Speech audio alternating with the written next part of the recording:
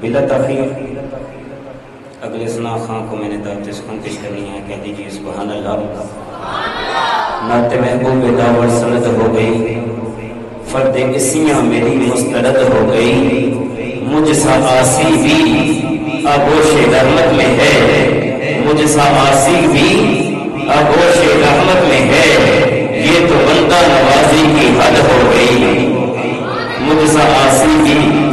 آغوش رحمت میں ہے، یہ تو بندہ نوازی کی حد ہو گئی، عدل سے لائی ہے ہستی ہے آرزوئے رسول،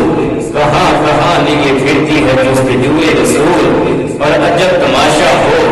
میدان حشر میں بیدم، میرا تو یہ عقیدہ ہے ایمان ہے